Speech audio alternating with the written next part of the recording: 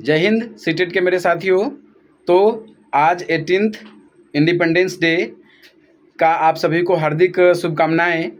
तो साथियों, आज के सेशन में मैं आप सबों का फिर से स्वागत करता हूं और आज के सेशन में मैं एक ऐसे महत्वपूर्ण सब्जेक्ट का एनालिसिस आप लोगों के लिए लेकर आया हूं जो आपको आगामी सीटेट एग्जामिनेशन में काफ़ी इम्पॉर्टेंट रोल करते हैं। तो साथियों, आज के इस सेशन के अंत तक आप लोग बने रहिए और इस सेशन के माध्यम से मैं आप लोगों को बताऊंगा कि कैसे आप CDP जो आपके सब्जेक्ट है, चाइल्ड डेवलपमेंट एंड पैडागोजी जो आपका सब्जेक्ट है, कैसे आप उसमें अपना 30 में 30 नंबर एकदम ठोस कर सकते हैं, कंफर्म कर सकते हैं। तो साथियों, आप इस सेशन के अंत तक बने रहिए। और साथियों, आपको पता ही है कि जो CDP है ये एक ऐसे सब्जेक्ट है जिस पे आपका पकड़ केवल आपको इसी विषय को बेहतर बनाए ऐसा नहीं है। अगर आपको इस विषय पे अगर आपका गहरा पकड़ है, स्ट्रॉन्ग ग्रिप है आपका, तो फिर ये जो सब्जेक्ट है वो आपको अन्य सब्जेक्ट में भी अच्छे खासे नंबर दिलाते हैं। तो साथियों, आप अगर आगामी सीटेट का प्रिपरेशन कर रहे हो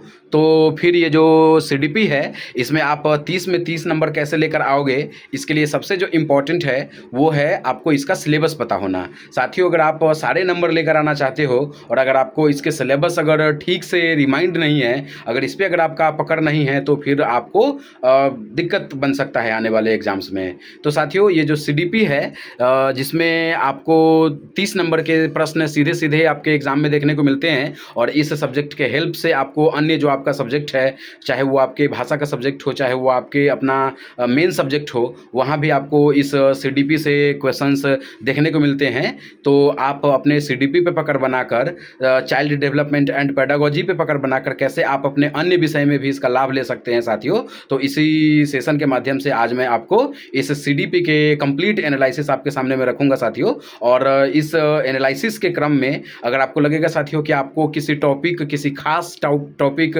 स्पेसिफिक टॉपिक पर अगर आपको एक अलग से वीडियो अगर आपको चाहिए, तो आप सभी मुझे कमेंट के माध्यम से बताइएगा भी, ताकि मैं आपको इस पे एक स्पेशल एक सेशन मैं आप लोगों के लिए फिर दे सकूं। तो साथियों, अगर आप CDP की प्रिपरेशन करने जा रहे हो तो मुख्य रूप से आपको ये जो CDP है ये 3 अलग अलग यूनिट में आपके सामने में देखने को मिलते हैं। और ये जो 3 यूनिट है उसमें साथियों, जो पहला यूनिट आपके सामने निकल कर आता है वो कंटेंट है। और कंटेंट को आपको पता ही है, आप इसको कहते हो चाइल्ड डेवलपमेंट, बाल विकास। तो एक बाल का कैसे विकास होता है, एक चाइल्ड का कैसे डेवलपमेंट होता है, इससे आपसे प्रश्न पूछे जाते हैं और ये आपके पूरे CDP का आधा वेट डिसाइड करता है। तो साथियों, ये जो चाइल्ड डेवलपमेंट है यहाँ से आपको लगभग 15 नंबर देखने को मिलते हैं। और इस 15 नंबर को आपको पाने के लिए कुछ खास टॉपिक है जो मैं आप लोगों को आज बताने वाला हूँ, जिस पे आपको अपना ग्रिप स्ट्रॉन्ग करके आप इसके सारे नंबर लेकर आओगे साथियों।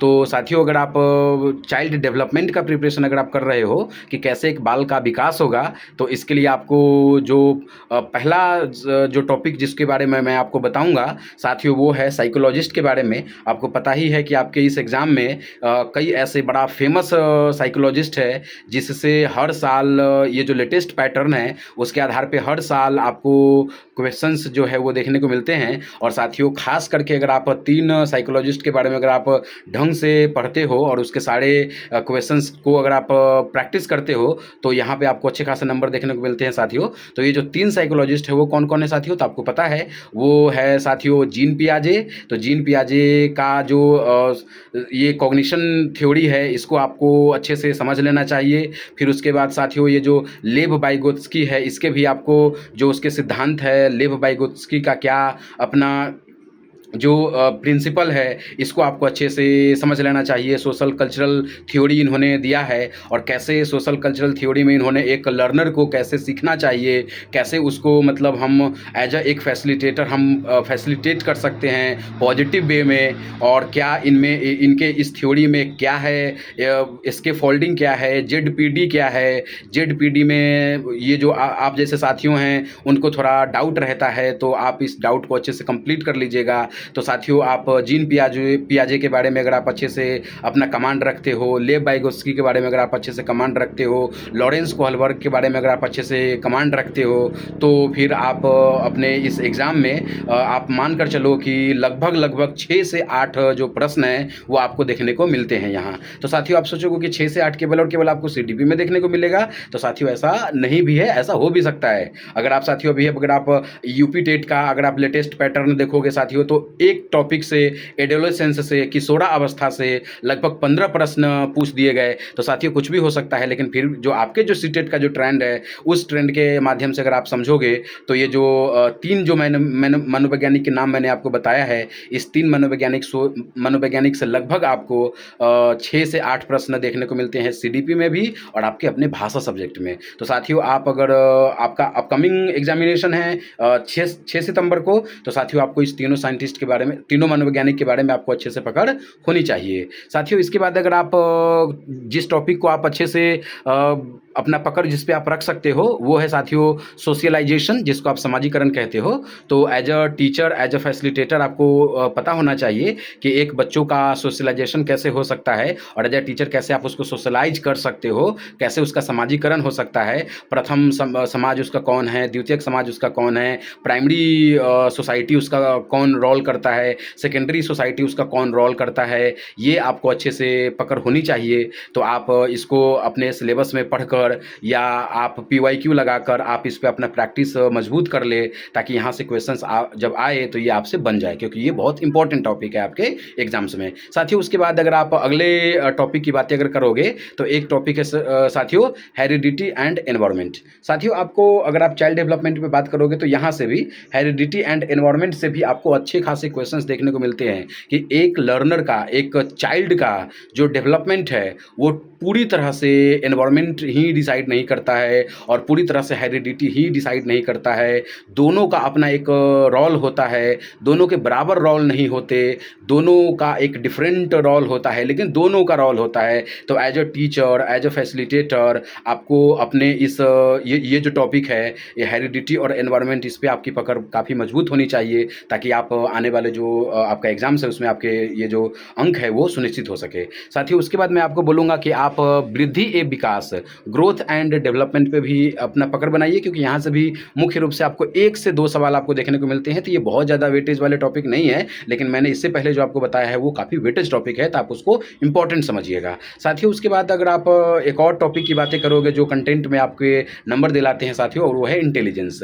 तो साथियों अगर आपको इंटेलिजेंस पे अगर आप पकड़ बना कर रखते हो, बुद्धि पे पकड़ बना कर रखते हो, क्योंकि एक लर्नर के बुद्धि को कैसे आपको ग्रो कराना है एज अ टीचर, ये आपको पता होना चाहिए। तो आप ये जो वृद्धि है इसको भी आप अच्छे से कंप्लीट रखिएगा। तो साथियों ये जो आपके सीडीपी है, इसमें जो चाइल्ड डेवलपमेंट है, जहाँ से आपको 15 नंबर देखने को मिलते हैं, ये कंटेंट कहलाते हैं। तो यहाँ पे आपको मुख्य रूप से ये जो साइकोलॉजिस्ट है उसके बारे में, हेरिडिटी और एनवायरनमेंट के बारे में और सोशलाइजेशन के बारे में आप मुख्य रूप से समझ लेना, PYQ लगा लेना, और आप जहाँ से पढ़ते हो आप वहाँ से पढ़ भी लेना। आपको अगर किसी एक स्पेसिफिक टॉपिक पे अगर आपको कोई वीडियो या कोई हेल्प अगर आपको चाहिए, तो ये भी आप मुझे बिल्कुल बता सकते हो कमेंट के माध्यम से। मैं हूँ आपके एग्ज़ाम तक मैं आपकी मदद करने के लिए। अगर इस प्रयास से अगर आपका मार्गदर्शन अगर हो पा रहा है और कहीं अगर मैं आपका मदद कर पा रहा हूँ, तो मुझे भी इस बात से बहुत खुशी हो रही है। और जिस तरह से आप लोग मेरे ये जो सेशन है उसको आप लोग जैसे सपोर्ट कर रहे हो, प्यार दे रहे हो, तो इसके लिए मैं आप लोगों को थैंक यू भी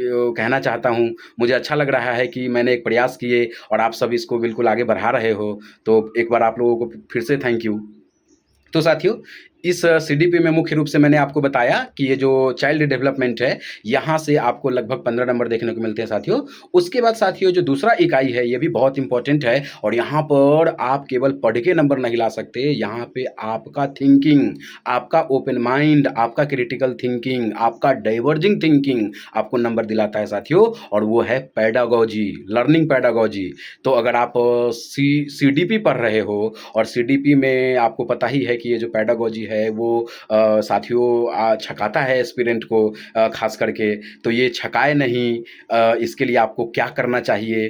तो साथियों आप अगर सोचोगे कि नहीं का आप केवल पढ़कर या आप केवल रट कर रोट जैसी चीज़ें, तो साथियों इस एग्ज़ाम में पूरी तरह से वर्जित है। आप अगर मेरी बातें अगर आप मानो और अगर आप लेटेस्ट ट्रेंड को अगर आप देखो, तो रोट तो आप कर नहीं सकते, आपको अंडरस्टैंडिंग ही करना पड़ेगा। और साथियों आप अपने ये जो पेडागॉजी है, इसको आप केवल अपने किताबों से पढ़कर ही कंप्लीट करेंगे ऐसा नहीं है। आप ये जो पेडागॉजी है, इसको कंप्लीट करने के लिए आप अपने ओपन माइंड का इस्तेमाल कर सकते हैं, अपने डाइवर्जिंग थिंकिंग का इस्तेमाल कर सकते हैं, क्रिटिकल थिंकिंग का इस्तेमाल कर सकते हैं। लेकिन साथियों ये जो पेडागॉजी है, यहाँ से क्वेश्चंस कहाँ से देखने को मिलते हैं, तो ये मैं आपको बता रहा हूँ, तो आप इसको बिल्कुल ध्यान से समझिए। तो साथियों अगर आप पेडागॉजी की बातें करोगे, तो एक जो क्वेश्चंस जो आपको देखने को मिलते हैं साथियों, वो देखने को मिलते हैं आपको टीचिंग एंड लर्निंग से। आप कैसे एज अ टीचर अपने लर्नर को टीच करा सकते हो, और आपका जो लर्नर है वो कैसे लर्न कर सकता है, इसके ऊपर आपका जो कॉन्सेप्ट बिल्डिंग है वो आपको लर्निंग एंड ये जो टीचिंग है, यहाँ पे आपको सारे नंबर आपको दिला के जाता है साथियों। तो टीचिंग एंड लर्निंग से आपको अच्छे खासे क्वेश्चंस आपको देखने को मिलते हैं सीडीपी में भी और आपके अपने भाषा विषय में भी, तो आप इस पे अपना पकड़ बना लेना पेडागॉजी में खास करके साथियों। उसके बाद है motivation and learning. Motivation and learning में साथियों अगर आप बात करोगे, अधिगम और अधिग्रहण में अगर आप बात करोगे, तो मुख्य रूप से आपको देखने को मिलेगा कि साथियों आप एज अ टीचर कैसे आप अपने जो आपका शिक्षार्थी है, कैसे आप उसको मोटिवेट कर सकते हो। मोटिवेशन क्या होता है, कौन से मोटिवेशन को आप तरजीह देते हो, इंट्रिंसिक मोटिवेशन क्या होता है, एक्सट्रिंसिक मोटिवेशन क्या होता है, बाहरी अभिप्रेरणा क्या होता है, आंतरिक अभिप्रेरणा क्या होता है, और एज अ टीचर आपको अपने बच्चों को कैसे अभिप्रेरित करना चाहिए। आप अगर उसको पुरस्कार देकर या कोई उपहार देकर या आप बाहर से उसको आप कुछ ऐसे चीज़ें बाहरी भौतिक व्यवस्थाएं देकर अगर आप उसको आप पढ़ा रहे हो, तो ये सभी के सभी क्या उसके मोटिवेशन में या उसके जो उसका गोल ओरिएंटेड अप्रोच है, क्या उसमें ये हेल्प कर रहा है। तो आप कैसे इस पे अपना ग्रिप बनाए हो, ये मोटिवेशन को आप अच्छे से देख लेना, क्योंकि इससे भी क्वेश्चंस आपको अच्छे खासे देखने को मिलते हैं। तो एज ए टीचर अपने बच्चों को, अपने लर्नर को आपको इंट्रिंसिक मोटिवेशन के लिए आपको अभिप्रेरित करना पड़ता है, न कि आपको उपहार और कोई ये जो गिफ्ट है वो देकर हमेशा उसको खुश करना पड़ता है। तो एज ए टीचर आपको मालूम है कि आप अपने बच्चों को कैसे अभिप्रेरित करेंगे साथियों। फिर अधिगम आप कराते हो, तो अधिगम के क्या तरीका है, लर्निंग के क्या तरीका है साथियों। तो लर्निंग आप कैसे कराओगे अपने शिक्षार्थी को, ये आपको अच्छे से पकड़ होनी चाहिए। तो आप अधिगम और अभिप्रेरणा को आप अच्छे से देख लेना, मोटिवेशन एंड लर्निंग को अच्छे से देख लेना, क्योंकि यहाँ से भी अच्छे खासे क्वेश्चंस आपको देखने को मिलते हैं। और साथियों एक अंत में फिर पेडागॉजी से एक बड़ा सुंदर सा टॉपिक है जहाँ से आपको क्वेश्चन देखने को मिलते हैं साथियों, और वो टॉपिक है कॉग्निशन एंड इमोशन।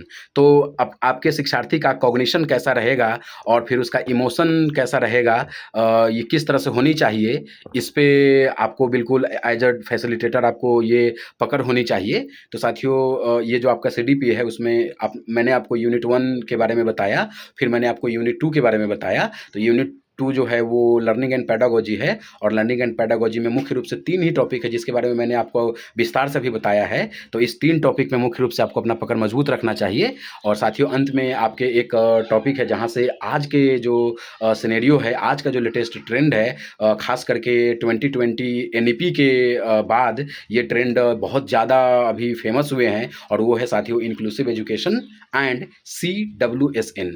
तो साथियों इंक्लूसिव एजुकेशन, समावेशी शिक्षा। तो NEP 2020 आने के बाद as a facilitator, as a teacher आप अपने लर्नर को कैसे फैसिलिटेट कर सकते हैं इंक्लूसिव एजुकेशन के माध्यम से, क्योंकि आपको पता है कि आप अपने बच्चों को सेग्रेट नहीं कर सकते, आप अपने बच्चों को क्लासिफाइड नहीं कर सकते। आप अपने बच्चों को हमेशा, आप अपने शिक्षार्थी को एज अ टीचर आप उसको इंक्लूसिव एजुकेशन ही दे सकते हैं, समावेशी शिक्षण दे सकते हैं। आप किसी को सेग्रेट या आप किसी को पृथक्करण नहीं कर सकते।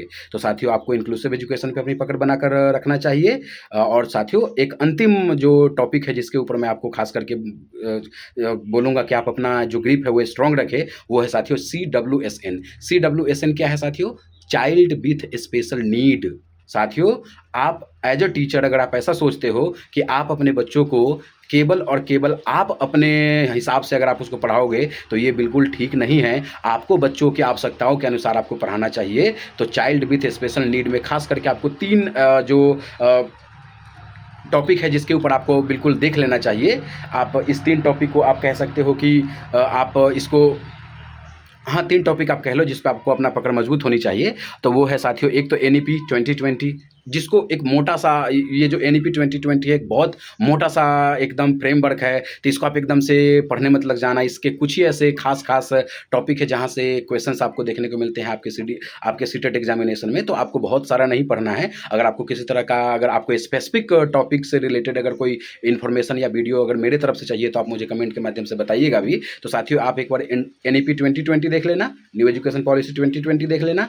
एक साथियों आप लोग आरपीडब्ल्यूडी देख लेना, आरपीडब्ल्यूडी 2016 देख लेना। और साथियों एक जो सबसे इंपॉर्टेंट जहां से क्वेश्चन देखने को मिलते हैं, NCF 2005, NCF national curriculum framework 2005, आप अच्छे से देख लेना क्योंकि यहाँ पर भी क्वेश्चंस आपको देखने को मिलते हैं। आपके सीडीपी में भी स्पेशली देखने को मिलते हैं और साथ साथ में आपके भाषा के विषय के साथ साथ आपके अपना जो सब्जेक्ट का पेडागोजी है, अगर आपका पेपर 2 है, एसएसटी है, और अगर आपका पेपर 2 मैथ साइंस है या आपका पेपर 1 है, तो वहाँ भी आपको ये जो एनसीएफ 2005 है, यहाँ से भी आपको क्वेश्चंस देखने को मिलते हैं। तो साथियों खास करके अगर आप सीडीपी की तैयारी करना चाहते हैं और उसमें 30 में 30 नंबर अगर आप लाना चाहते हैं तो यूनिट 1 आपको चाइल्ड डेवलपमेंट पे अपनी पकड़ बननी चाहिए। और चाइल्ड डेवलपमेंट में आप शुरू से इस वीडियो को एक बार देख लो ताकि आपको पता चल जाए कि कौन कौन से पॉइंट पे आपको अच्छे से अपनी पकड़ मजबूत रखना है। और साथियों फिर पैडागोजी में खास करके मैंने 3 ही पॉइंट बताए हैं जिसके ऊपर आपको अपनी पकड़ मजबूत रखनी चाहिए। और साथियों तीसरा यूनिट मैंने आपको बताया है इंक्लूसिव एजुकेशन एंड CWSN।